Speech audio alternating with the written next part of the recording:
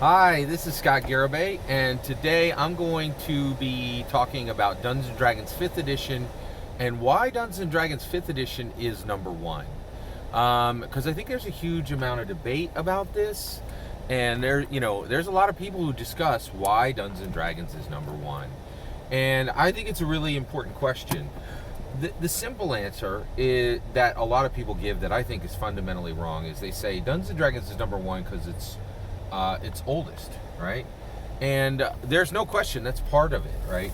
But the issue is you have, if you're the oldest, if you're the number one out of the gate product, then you need to be very.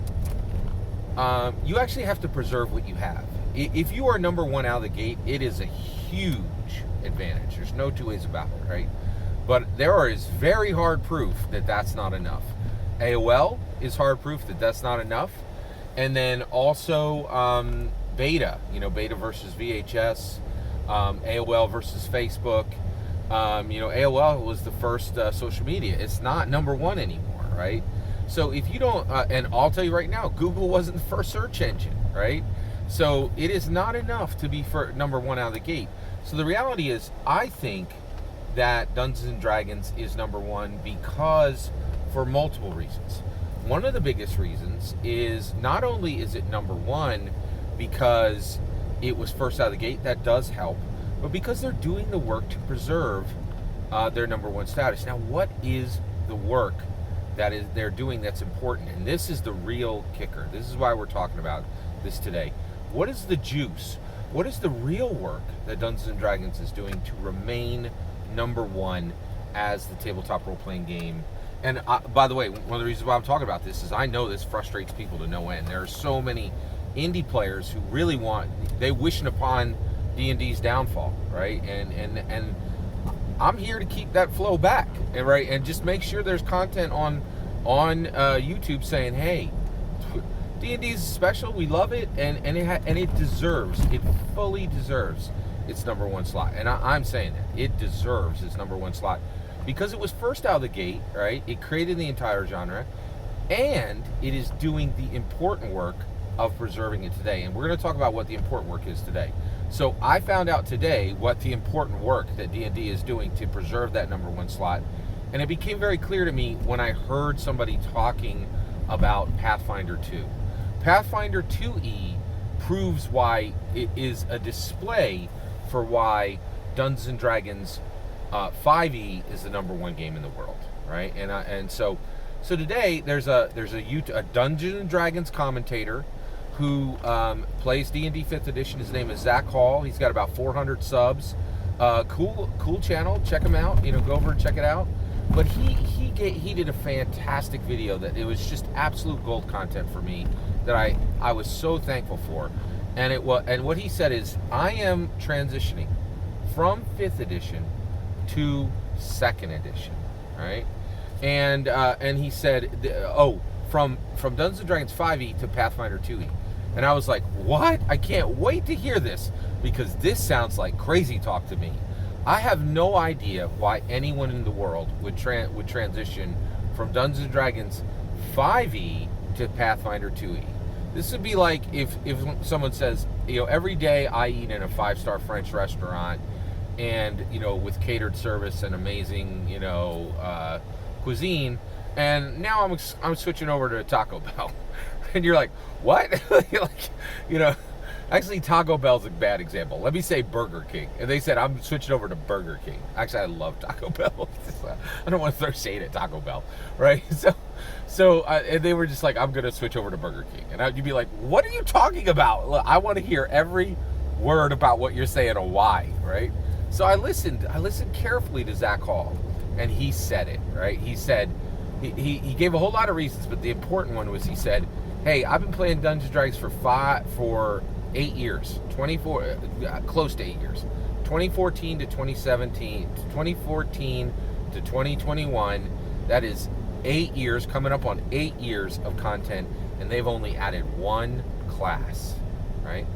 And he said this like it was a bad thing, right?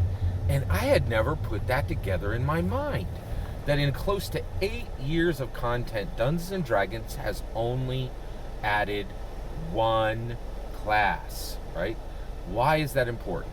Well, they started with 12 classes, and they said, you know what, that's enough. We're going to give you subclasses, and with those 12 classes, there's more than enough variation here for you to do the things you want to do. And if we just keep adding classes, it mucks the game up. It makes the tabletop role-playing game of Dungeons & Dragons worse, right? It says it's nonsense. It's over-designed, right? Steve Jobs showed this. Yes, you could take your cell phone and put shark fins on it, but he's like, that's not good design, right? And I totally think Zach Hall doesn't understand that his reason to go from one of his primary reasons going from Dungeons & Dragons 5th edition to Pathfinder 2nd edition actually illustrates why Pathfinder 2nd edition is such a horrible product compared to Dungeons & Dragons, right? It does the easy, sloppy, useless design of just adding complexity, adding content, adding power creep, right? Rather than doing the hard work that Dungeons & Dragons 5th edition does, which is preserving tradition. That's why Dungeons & Dragons 5th edition is the #1 tabletop role-playing game in the world, because it respects and preserves tradition. It adds new things to the game, but very slowly and very carefully, and only after they have the sign-off from the D&D community. And Pathfinder 2e just doesn't do that hard work. They do the sloppy, nonsense design that Steve Jobs told us was junk, right? And this is why Pathfinder E is so bad compared to Dungeons & Dragons 5th edition. Now, Zach Hall is not crazy. He's a intelligent, engaged dungeon master. He's a dungeon master now. Soon he'll just be a lesser, the lesser game master, right? Game master are lesser than dungeon masters. That's a definite. That's a hard fact in my opinion. But I think that's a hard fact, right? So basically, and I do have pity for Zach Hall that he can't see that the sloppy design is not being attracted to sloppy design is not good as a dungeon master, right? And so hopefully, he'll come to his senses, and actually Cody from Taking 20 did. He made the same mistake. He went from Dungeons & Dragons 5th edition to Pathfinder 2e. He played for 18 months and said, this is junk, right? It just produces no good games, right? He was like, this didn't produce good game for our team, right? So that's the issue, and this is so powerful. And I saw this in another area, right? When you see wisdom and truth, it echoes out in different other areas. So where else did I see this, right? Well, currently, Napa Valley, I read a fascinating article in the New York Times on the Napa Valley, right? And what did they say? They said, listen to this.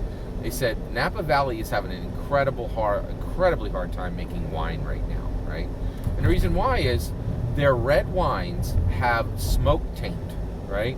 Smoke has gotten on the skin of the red wine grapes, and millions of these, red wine grapes have to be thrown away or sold at a massive reduction and not even put onto the Napa labels, right? And I was like, wait, I was like, this is so wasteful. Why don't they just make Wildfire Wine by Napa Valley, right? It'd be so cool and interesting, right? Be adding a new vintage, right? They're like, no, man, we preserve the tradition. We preserve what red wine is supposed to taste like. And that's what Dungeons & Dragons 5th edition does. They hold the line. They say all you other lesser publishers can run off and make whatever nonsense was squawked about on Twitter yesterday, but we will hold the line. We will remain faithful to Gary Gygax's vision. We will say what tabletop role-playing games are. We set the bar, right?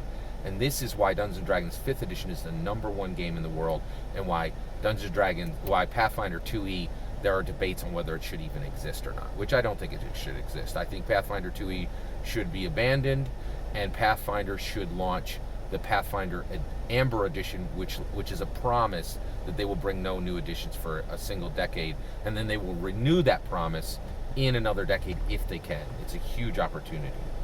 I really think this is important, and I think this is a really useful understanding of why Dungeons and Dragons 5th edition is the number one game in the world, because there's a lot of debate about this, and it's an important subject. And I really think it's important to understand Dungeons and Dragons is not the number one game in the world because it was first out of the chute, right? It's the number one game in the world because it was first out of the chute. It created the genre, and it's doing the hard labor of actually preserving the traditions of tabletop role-playing games. All that's my opinion. I'd love to hear your opinion. Let me know in the comments below. Please consider liking and subscribing, and have a wonderful millennium.